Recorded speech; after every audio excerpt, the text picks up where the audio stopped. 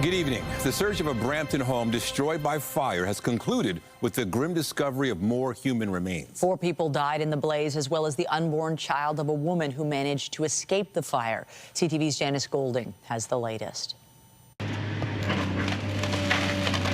Demolition work continued through the morning. All of the missing accounted for, with fire marshals clearing the scene yesterday evening. I can confirm that 4 people lost their lives on scene here, and it's 3 adult females and a young toddler. Sadly, one of the patients at hospital of the 4 was pregnant. She underwent emergency surgery, delivered that baby, and that baby has since passed. 3 people were originally reported missing. Of the 3 people that were unaccounted for, 2 have been located deceased, and 1 has been accounted for and is safe at the hospital with his family. The only member of the family not injured or killed saying on a GoFundMe page he was away for work when the tragedy occurred. Jugraj Singh went on to describe their collective heartache while adding to the deceased, "My unborn baby," after my wife Arshveer, who was pregnant, survived by jumping out of a window but suffered severe injuries. 4 other members of the family are still in hospital, all currently in the ICU suffering from severe burns and receiving critical medical care. My children, they know some people that live there and they attend the school here. It's heartbreaking, right? Because I woke up with the fire, with the police sirens. Woke me up. I was shocked. Like as a parent, I was shocked. I don't know what is the reason, how can we fix this? That's very sad. That's very sad whatever happened. I mean, so many people lost their lives and everything. Today, the fire marshal extended his deepest condolences to the family. This event is a stark reminder of the devastation that fire can cause. Saying investigators had located smoke alarms in the home and would now need to determine whether those alarms were in fact working. I implore with each of you to test your smoke alarms today and practice your home fire escape plan. You only have a precious 60 seconds to escape a fire, and that time should be spent following your escape plan, not preparing it. John Pegg's pleas echoed by Ontario Solicitor General this morning. It's a tragedy beyond measure. In the end of the day, there's a requirement, I think, on all of us, all Ontarians, that in our homes we must have working smoke detectors. We must have fire extinguishers. We must discuss with our own children, I have 3, as to how to escape if the house caught on fire. The fire marshal says there have been 92 fatal fires in Ontario this year. 106 people have lost their lives. Brampton's mayor says the home was owned by an absentee landlord who'd applied to turn the basement into a separate unit in 2019. He adds that over the course of 6 years, several orders to comply were issued, but each was ignored. Janice Golding, CTV News. Just ahead tonight, a controversial housing bill has been passed at Queen's Park. We'll show you the uproar as demonstrators challenge the Premier inside the legislature today. But first, a live look outside as we take a peek at the forecast after a bright and sunny day, a nice clear evening, and it is mild to start this final week of November. Lindsay Morrison joins us with the details. Lindsay. Yeah, Michelle, it's mild tonight. It's going to be mild again tomorrow, but we can expect the weather conditions themselves to look a little bit different outside our windows. Right now, it is 6 degrees at Pearson Airport. We spent much of the afternoon around 8, some communities climbing to about 9 degrees. This is above seasonal, and it will be again tomorrow. Winds not a big part of the weather story today. They're fairly light, coming from a southerly direction. We have seen an increase in cloud cover. There are showers impacting areas of eastern Ontario. For us here in the GTA, overnight low will be about 3 degrees. That is above seasonal and above the freezing mark. We're going to talk about the rain that's in store for tomorrow and the snow we could get a little later this week coming up. For now, Nathan, over to you. Thank you, Lindsay. Just ahead, it was a dramatic fire that destroyed a historic house of worship. Tonight, the results of the investigation into its cause and why it may have been a criminal act. A man is in hospital with serious but non-life-threatening injuries following a stabbing. Police were called to the area of Bloor and Runnymede shortly before 3 p.m. They found a man suffering from a stab wound who was rushed to hospital. Police say they have taken a man in his 40s into custody in connection with this incident. Police say they believe the victim and the suspect were known to each other. Peel police say a 25-year-old man accused of shooting and killing his father in Brampton is now in custody. Nicholas Jaglal faces charges of second-degree murder and attempted murder. He's accused of shooting his father inside a home on Clearjoy Street around 3:15 p.m. on Saturday. His father, a man in his 50s, died at the scene. Meanwhile, 24-year-old Nicholas Singh, one of Canada's most wanted fugitives, has been arrested. He was arrested by Toronto police Friday after being on the run since May 31st, 2025. Police also seized a gun, an extended magazine, and ammo. Singh was number 15 on the Bolo program's top 25 most wanted list that was revealed in October. He was serving a sentence of just under 5.5 years for robbery and gun-related offenses when he went on the run. 2 men have been arrested after they left the scene of a rollover in the Distillery District early this morning. It happened around 3 a.m. in the area of Cherry and Front Streets. Police say the vehicle was abandoned on streetcar tracks, forcing the TTC to suspend service in the area. The 2 men were found with the help from the police service's canine unit. 1 man was taken to hospital with minor injuries. And White's Road was closed from Pickering Concession Road 3 to Sunbird Trail in Pickering this morning following a rollover. The CTV News chopper was over the scene where 1 vehicle had flipped onto its roof. Durham police have not provided any details about this crash, only saying that White's Road has since reopened in this area. And Toronto police are looking for the driver of a vehicle after a hit and run downtown. It happened just after 4 this afternoon near Dundas and Beverly. Police say a large white truck hit a female pedestrian. She was taken to hospital in serious condition. Police say the truck was last seen going north on St. Patrick. It's believed the vehicle may have damage to the driver's side. Anyone with information is asked to call police. Toronto police are asking for help identifying a group of suspects in a pair of break-and-enters in North York. Investigators say 3 people in a minivan arrived at a commercial address in the area of Bermondsey Road and Eglinton Avenue on 2 separate occasions last week. Police say they entered the property and stole items before leaving the area. Their vehicle is described as dark blue or black and may be an older model Dodge Caravan. It's missing its front license plate and has damage on the driver's side. Police are asking anyone with information to come forward.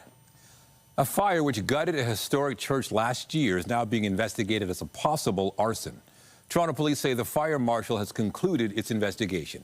It says the 4-alarm blaze which destroyed St. Anne's Anglican Church on Gladstone Avenue is now a suspected arson. The fire broke out on the morning of June 9th in 2024. The building was engulfed when fire crews arrived, with the flames having destroyed murals by the group of 7, which were being housed inside. No injuries were reported. Peel Region is kicking off its 6th annual Break the Silence campaign, which aims to raise awareness about intimate partner violence. We're accumulating knowledge. We deepen understanding of the factors that prevent people from seeking help or prevent bystanders from speaking up. And this accumulation of knowledge informs continually refined tactics for raising awareness and reaching those experiencing violence. Advocates are calling for the creation of more shelter spaces in Peel for those trying to escape violence. This year's campaign officially begins tomorrow, which coincides with the International Day for the Elimination of Violence Against Women. At Queen's Park today, a controversial piece of housing legislation was passed despite vocal opposition from opponents in the gallery. They're concerned the new law could make evictions easier and take away the ability of tenants to defend themselves. CTV's Queen's Park Bureau Chief Siobhan Morris is live tonight with more. Siobhan. Demonstrators inside the legislature were so loud you couldn't actually hear voting happening at some points. The government says this is all about opening up housing supply, getting the homes built faster, but opposition just worries that this will mean people are on the streets sooner.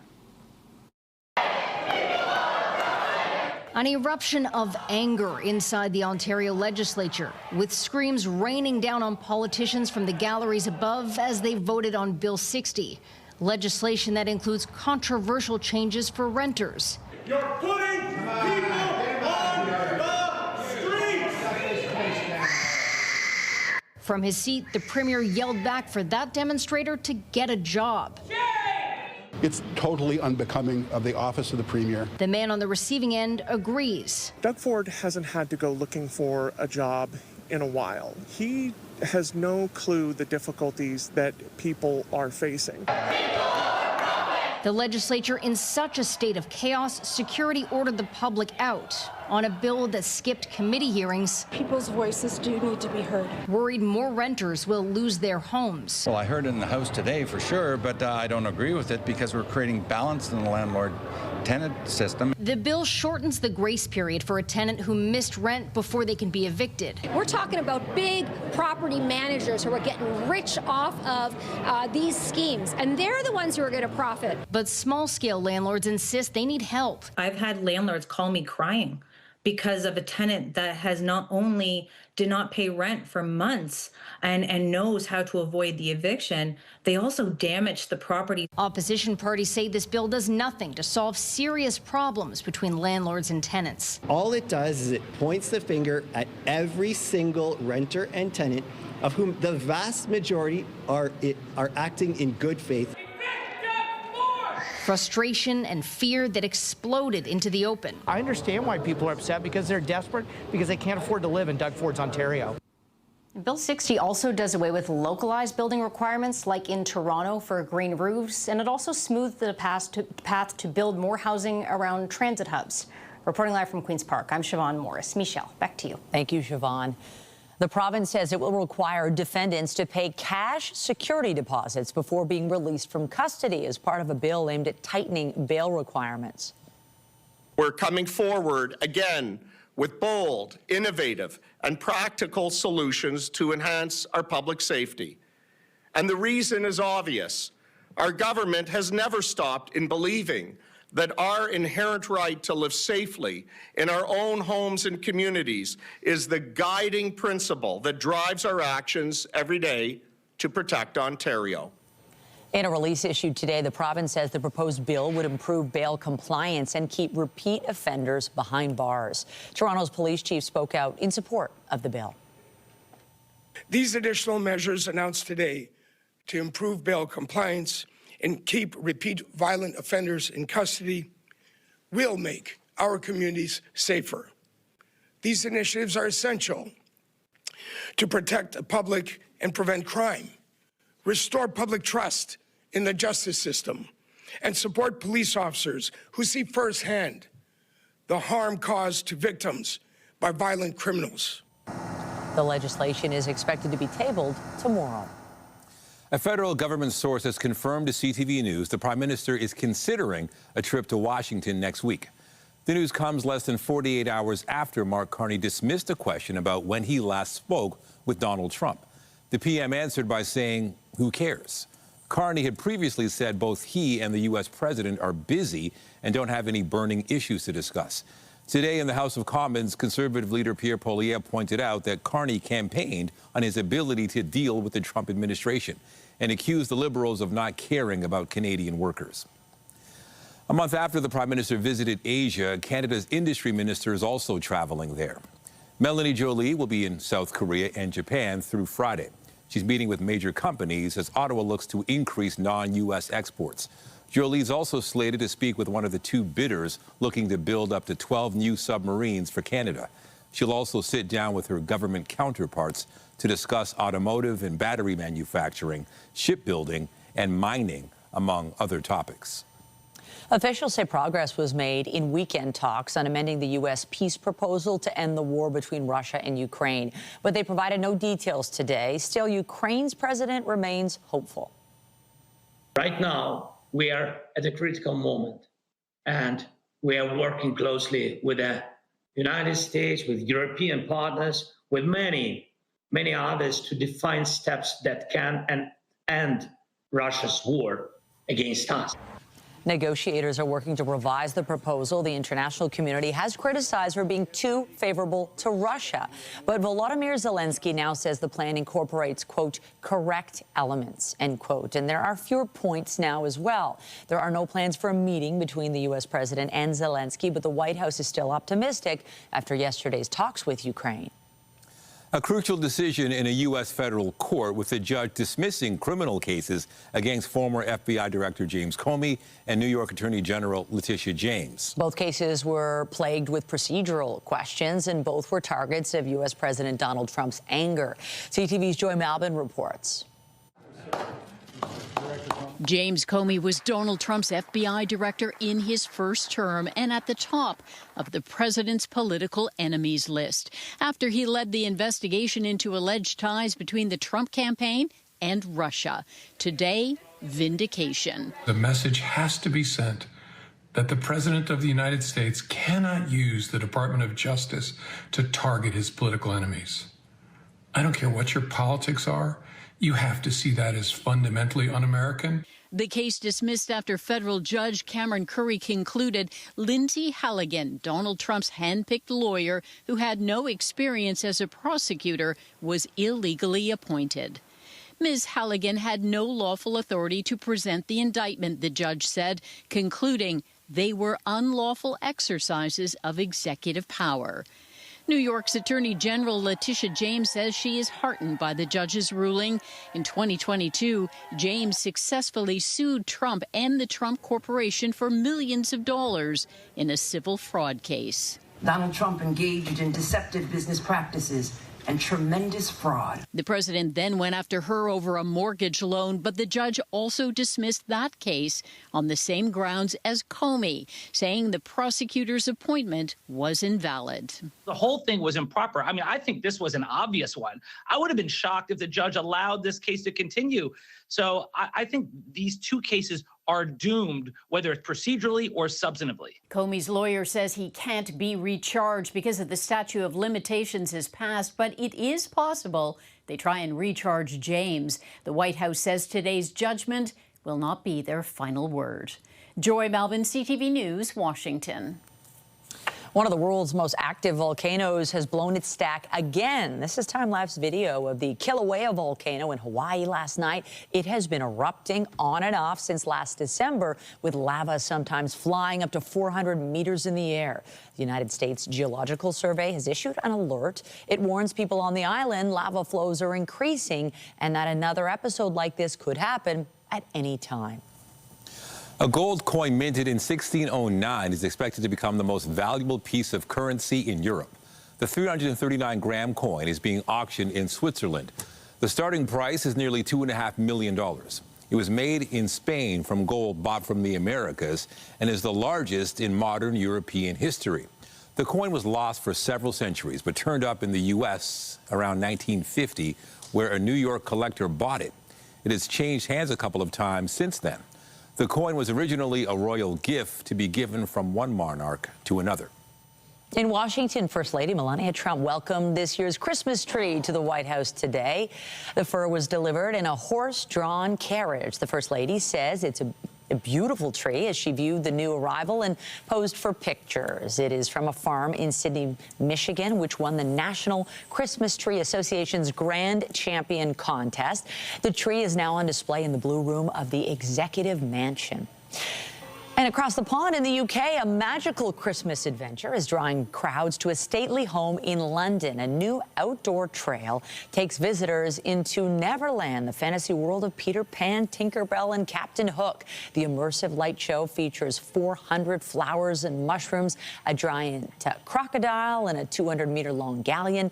Visitors eventually return to the world from which they came, but perhaps with a sense of wonder. Coming up, sharing the stage with music royalty. We catch up with the pipe band invited to perform with Sir Paul McCartney during his stop in Hamilton. And I'm Pat Foran. Coming up on Consumer Alert, many people like to buy brand new vehicles to avoid problems, but a man who bought a new truck was shocked when it had an accident claim for more than $13,000. That claim has lowered the truck's trade-in value. I'll have my reports just ahead. So we are looking at some wet weather beginning for tomorrow afternoon. It will be on and off, and then by Thursday, we're getting into some snow potentially with some very strong winds and some colder air moving in. You might hear the phrase polar vortex being tossed around a little bit this week. We'll take you through the forecast coming up. And you may recall we launched the 30th annual Toy Mountain on Friday, and the season of giving continues. Tonight, CTV's Andrea Case has more with the Toronto area Ford dealers. It's that time of year again, time for the Toy Mountain campaign. It is the 30th year that CTV has hosted the Toy Mountain campaign. It couldn't be done without Toronto area Ford dealers and, of course, the support of Salvation Army. Let's start with our new friends here. Your name is Mark? Richardson. And Gina? Haggett. Captain Gina Haggis. Okay, so let's start with you, Mark. Why is Ford still involved with Toy Mountain campaign? Well, our 23 Toronto area Ford dealers are committed to their communities, and this is the 16th year that we've participated with both the Salvation Army and CTV to bring this program to life. It's been very important. Of course, we're giving away a Ford Bronco Big Bend. We'll get to that in a moment. But my dear, here we are. The kids need it more than ever. How are you feeling about joining this campaign? I'm thrilled to be here. It is the most important time of year for any family, and to see the faces of those children receiving those toys, or the families with the pressure off because they have toys to give at Christmas, is beyond anything you can imagine. So I'm so excited to be here. Okay, and so in the past what we would do is we would have a number of toys that we want to raise, but that puts a lot of pressure on you, the folks at home. So we just want to say, give as much as you can, donate as much as you can, and we will make sure that they get to the right place. So I guess from here we're going to get going and maybe see some kids.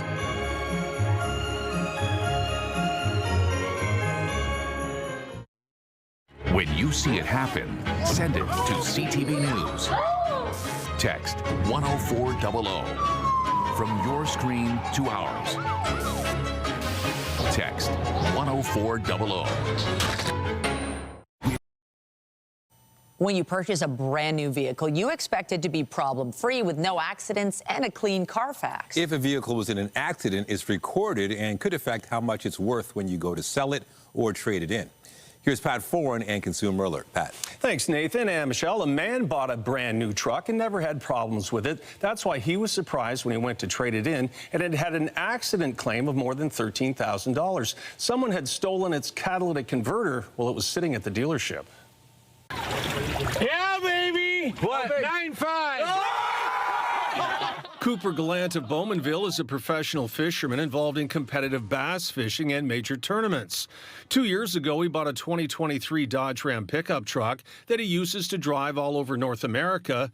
Recently, his father, Gary, was helping him trade it in. Because he relies on it to be very reliable, he wanted to trade it in each year and get a new one. Even though Gallant had the truck since it was brand new, he was unaware there was a damage claim on his truck's Carfax reports. He basically said, oh, you have a $13,000 claim. And obviously that was a surprise to me.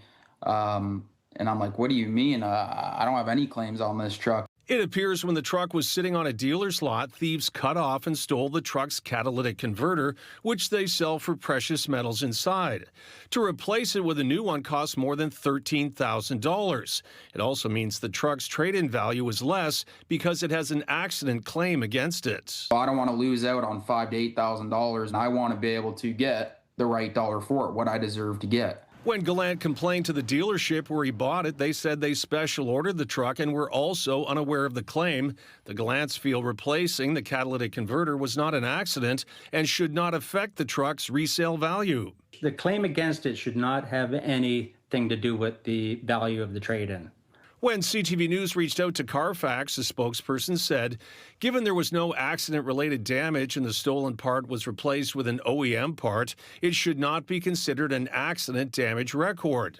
The Carfax now lists no damage or accidents, but under service it does show the catalytic converter was stolen and replaced with an OEM part. That was good enough for Gallant, who can now concentrate on fishing and not worry about the value of his truck when he does trade it in. Big shout out to Pat Foran and CTV News for looking into the problem with my truck. Everything's good, so thank you guys. Appreciate it big time. And a vehicle with a clean Carfax generally means it's worth more, as accidents and damage reports can raise red flags. Minor fender benders may not be as big an issue, but major accidents can be a deterrent to someone wanting to buy a vehicle. On your side, I'm Pat Foran. If you have a consumer story idea, email us at alert@ctv.ca. Well, I know it's relative, but it just seems like we're getting some decent weather of late. I think really nice start to the week. I'm going to say weather-wise, this was probably the best day just because we had the beautiful sunshine and the mild temperatures, which are lovely at the very end of November. It's so true. It's so true. I hope you enjoyed today because, yeah, things will look a little different as the week goes on. We're going to go from mild to a little bit wild by about midway through the week, but it's okay. It's not all bad news. We do have some snow in our forecast, flurries at the very least, but it's not going to look like this. This is what our friends in Calgary were dealing with today. Yeah, it looks like the middle of winter, doesn't it? A bona fide November snowstorm accumulating on the roads, that snow, and contributing to about 200 accidents this morning. So not ideal this early in the season, certainly not unheard of for this part of our country. Of course, the foothills of Alberta do tend to get snow a little early, but yeah, that is a good helping right there on that bench. Many areas picking up well over 15 centimeters of snow, some closer to about 30 centimeters. And yeah, that's the kind of day it was today in Calgary. Very different from our mostly sunny and dry day today here in the GTA. We do have a few rain showers impacting parts of eastern Ontario. And then what's to come for us is a low pressure system that's still developing stateside. With this one, we are expecting rain, showers at the very least, and then rain, perhaps periods of it, as we progress through the next day or so here. It's not a lot of rain, maybe 5 to 10 millimeters expected in most areas, but it is going to disrupt potentially your outdoor plans. Things really get going afternoon, so around lunchtime for some, early afternoon for others. It will continue into the evening, on and off into the day on Wednesday. And then Wednesday night, this is after a very mild Tuesday overnight, the temperature is going to fall for Wednesday overnight into Thursday. The winds are going to kick in, and the lake effect machine is going to fire up once again. That's the Great Lakes. And with that, in the snow belts, we are expecting measurable snow. Here in the GTA, we are expecting at the very least some flurries, and in some cases, perhaps a centimeter or two. It is 6 degrees right now. It's nice and mild. Look at the almanac, shows that our seasonal norm is 5. That's for a daytime high. So we spent much of this afternoon around 8 degrees. Yesterday, it was almost 10 degrees. Tonight, we dropped to about 3 for a low. -2 is our average overnight low this time of year. And tomorrow, well above seasonal once again. 9 degrees is what we're forecasting. A mostly cloudy day, might get a few sunny breaks tomorrow morning. But again, by the afternoon, you're likely to need the umbrella. Enjoy the mild air, though, because things do change as we progress through our 7-day forecast. Here's what it looks like. 11 for a high on Wednesday, but -1 overnight and into Thursday. Ahead of that, look at how mild it remains tomorrow night. Might see some fog in and around the GTA as a result of that, too. Then Thursday and Friday, daytime highs of only 3 degrees. Thursday is going to be a windy day with flurries in the forecast, as mentioned. Similar situation into Friday. Chilly Friday and overnight into Saturday. Saturday looks to be a dry day, but much colder. -1. That's it for a daytime high. And it looks like a few flurries for the final day of November and first day of December next Monday. That's your look at the forecast. Toy Mountain is underway for the 30th year. CTV's Andrea Case visited Winchester Public School in Whitby to see how kids are helping those in need. And so it begins. Here we are, Winchester Public School in Whitby. Driving a brand new 2025 Ford Bronco Big Bend. There you go. You hear the cheer. We are inside Winchester Public School. We're back in Whitby for a second year. Principal Shields, come on in here. Why did you want to take part in Toy Mountain again? We had such a great time last year, and the kids loved being able to give back to the community. We're so excited and grateful to be able to help build Toy Mountain once again this year and be able to contribute to our community once again. Okay, so of course we have a new person from the Salvation Army. You haven't been to the school before, and you're just getting your feet wet in terms of coming to schools and seeing what's going on. So what is it like to see all these kids here today? Oh my, this is amazing. They are all heroes of hope today, for sure. Wow. And so, of course, you see all the toys. What type of toys are you looking for? We are looking for all toys, but specifically the older groups are a little harder. The tweens are a little harder to get to, but you know what? Gratefully accept any toys and all toys. These children are amazing. So we arrived here in Whitby in the brand new 2025 Ford Bronco Big Bend. This is a beautiful vehicle, and one of our viewers out there is going to be able to win one of these vehicles. So Carly, tell us how folks can win this car. So at the 23 area Ford dealers, inside when you donate a toy, you will be entered into a ballot. There's no limit on the ballots, by the way, so the more toys you bring, the more ballots you get. And your name will be entered into a draw, and at the end, there will be a final announcement done at, I believe, CTV headquarters, and they'll draw some names, and those people will get a chance to win the big bet.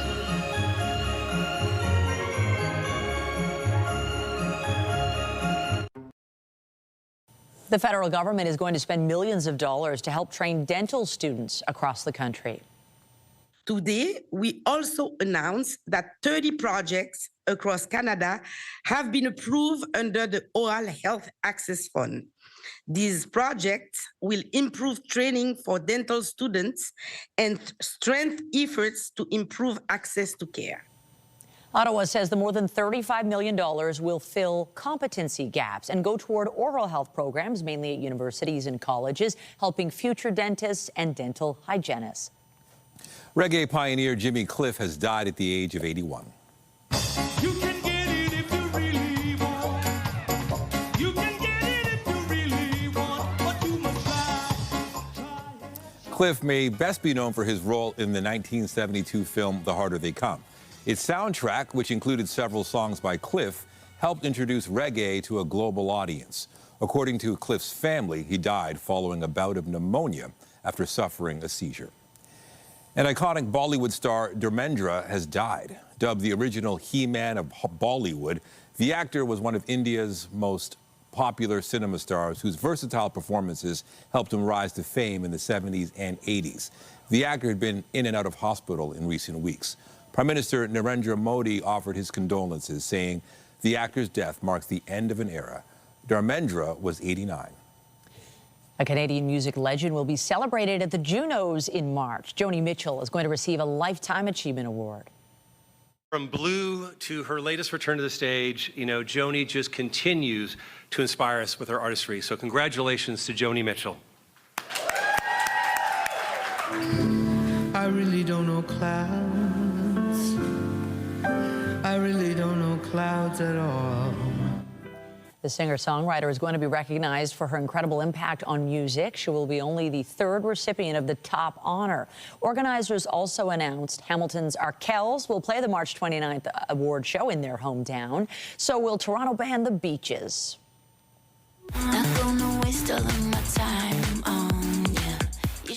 And Nelly Furtado has been chosen as the newest inductee into the Canadian Music Hall of Fame. She's being honored for a career of hits that include Like a Bird and Man-Eater.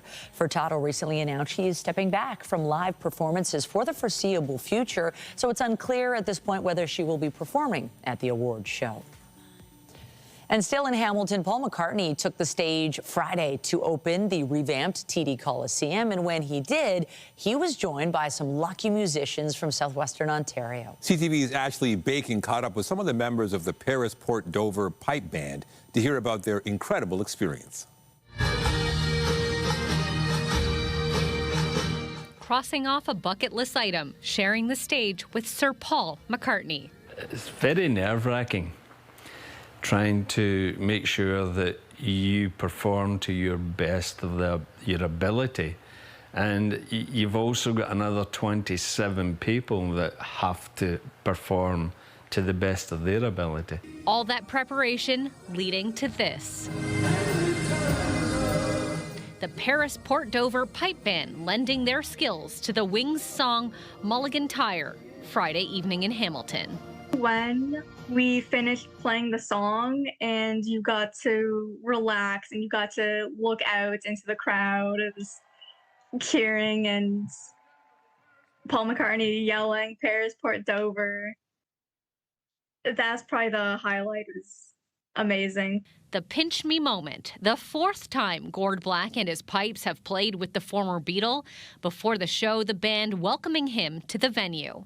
To see him walk out that limousine, just, you know who it is right away. And as soon as he laid his eyes on me, he started pointing. So I stopped playing, went across and shook his hand. Like a couple of old friends reuniting, doing what they love most. He's the man that changed the world for music. And you have to respect that right away.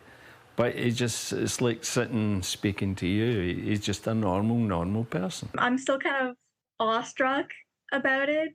Still, I'm hearing recordings from the performance and people's thoughts about how great it was. McCartney is 83 years old, but according to Black, he hasn't slowed down. It takes a lot of energy to keep going.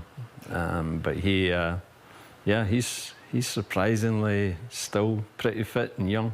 with hopes of collaborating again in the future. He doesn't look as though he's going to give up. It's in his blood.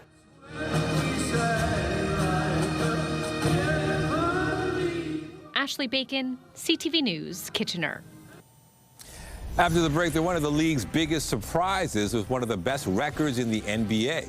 We take a closer look at the red-hot Toronto Raptors. But first, more from CTV's Andrea Case and Toy Mountain at Whitby's Winchester Public School. Did you pick out any toys?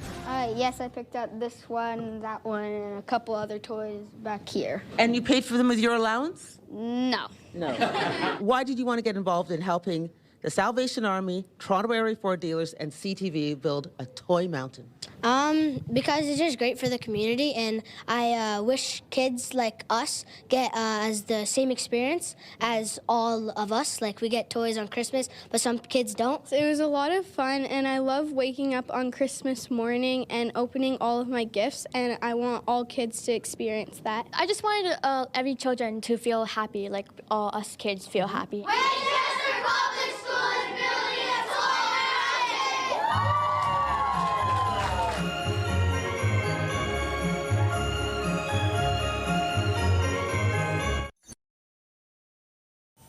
Stocks continued to rally today after a sell-off last week. B&M Bloomberg's Andrew Bell has the details.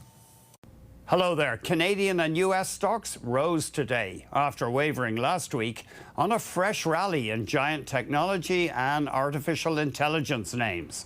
Shares in Alphabet, parent of Google, hit a new record high. The company's latest Gemini 3 AI model is getting good reviews, and it's seen as a threat to arch-rival OpenAI. In Canada, the Toronto Composite Index gained more than 1%, even as trade talks with the U.S. remain stalled.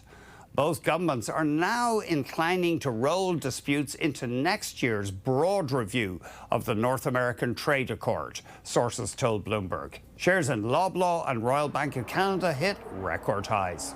And shares in Toronto-based Barrick Mining hit their highest in 13 years after the gold and copper producer struck a deal with Mali in West Africa to end a dispute that shut down one of the company's biggest operations. Mali will take legal steps to release 4 jailed Barrick employees, and the company will reportedly accept Mali's 2023 mining code, which it previously resisted, and pay a settlement. Here are the closing numbers for the markets. The Canadian dollar was at 70.9 cents US, down a fraction. West Texas Intermediate traded at $58.96 US a barrel for the North American crude benchmark, up 90 cents. Our latest fix on Western Canadian Select Oil, $45.34, down 86 cents.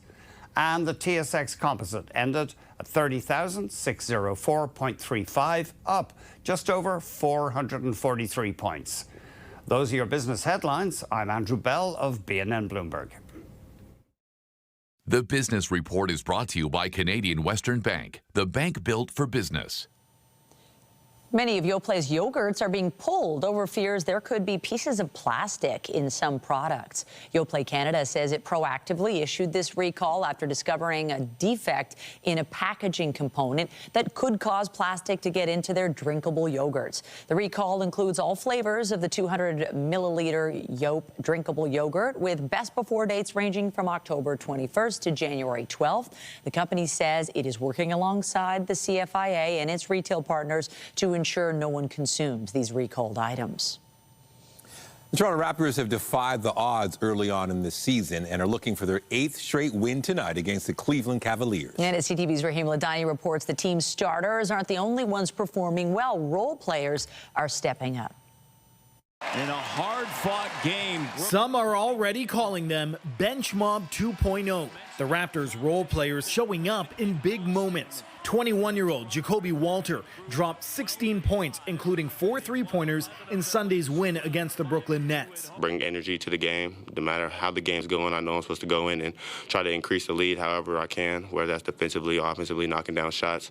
So I'm just always excited to get in the game and just do what I do. He's blossoming before your eyes. It was back in 2018 when the original bench mob was crowned. It's hard to believe that second unit was made up of then unknown players like Fred VanVleet and Pascal Siakam.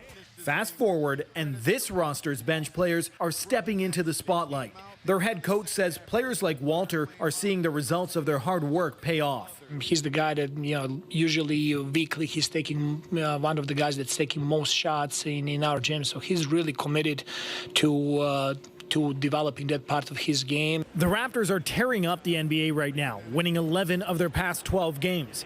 Brandon Ingram, who's playing in his first season with the team, scored his 10,000th point during last night's win. The players are feeling good, and Emmanuel quickly says one of the reasons why? Fans got us going, man.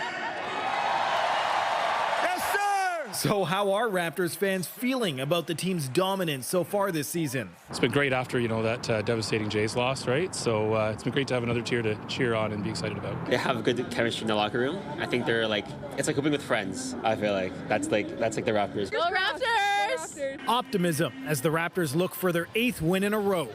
The Raptors have won both games they've played against the Cleveland Cavaliers so far this season, but they're going to need another strong performance from the bench mob tonight because R.J. Barrett is not in the starting lineup.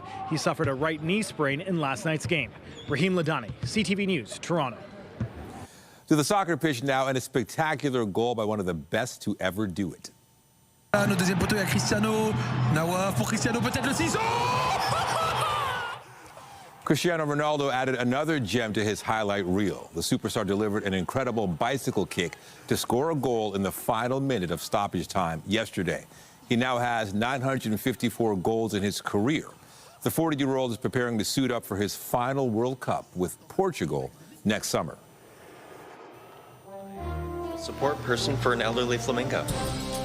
And still to come tonight, the unique friendship between a flamingo and a BC man. How a prickly bird who was deemed too old to change went from nipping to nuzzling. Get Toronto's top stories, breaking news alerts, and watch live. Download the CTV News. Canada has a new top dog. It was chosen at the Canadian Kennel Club's National Championship Dog Show in Mississauga over the weekend. The dog is named Prince. The dog and his owner collected the Best in Show honor and its $5,000 prize. Prince also took top honors in the toy division. The event brought together 814 dogs from across the country, representing 135 breeds. Finally tonight, it wasn't love at first sight, but a friendship developed over time. CTV's Adam Sawatsky has more on the unique bond between a bird and the man responsible for maintaining its habitat.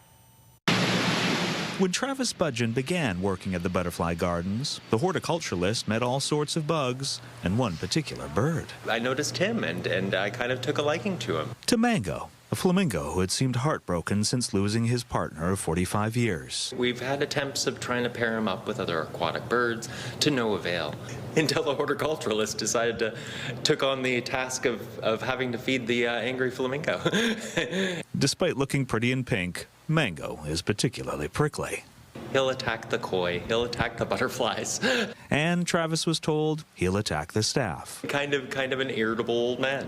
And seeing as the flamingo was almost 50, which is double these birds' life expectancy in the wild, it was unlikely that Mango would change his ways. But Travis decided to give it a go.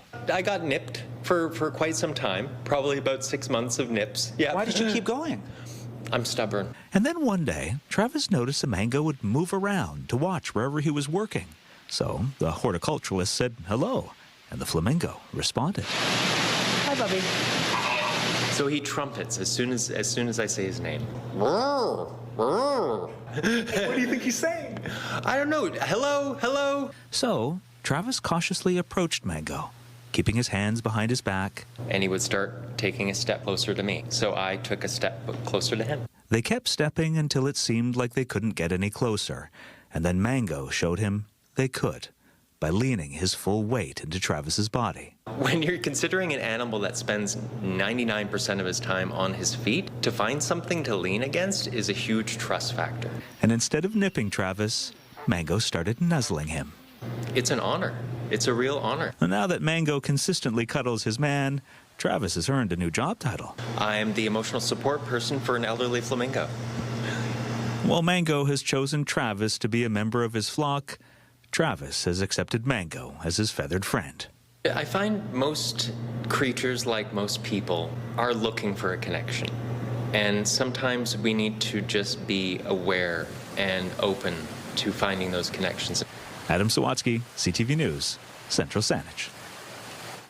An Adam special. Isn't that a sweet story? A wonderful I'm story. So happy for Mango. Yeah. Oh, and it looks so lovely there in that tropical surround. A little bit warm for November. Yeah, I don't know if I'd go as far as tropical, but it is going to be mild again tomorrow. We are expecting some rain as we make our way into tomorrow afternoon. So a look at the school day forecast shows a dry arrival at class, but you might need the umbrella or the rubber boots for the journey home. Tomorrow's high, though, 9 degrees. I think many of us will take that at this point in the month of November. 11 for Wednesday, but then it becomes much cooler. We're looking at some gusty winds and some flurries beginning Thursday. Michelle and Nathan. Thanks, Lindsay. That's it for us, but you can join Omar Sachedina tonight at 11 for CTV National News, followed by Zoraida Allman with our next local newscast. Actually, Sean Leathon today, and he'll have that for you at 11:30. Meantime, our coverage continues anytime on CP24 and at ctvnewstoronto.ca. For Lindsay Morrison and the whole team here at CTV News, thanks for watching and have a great night.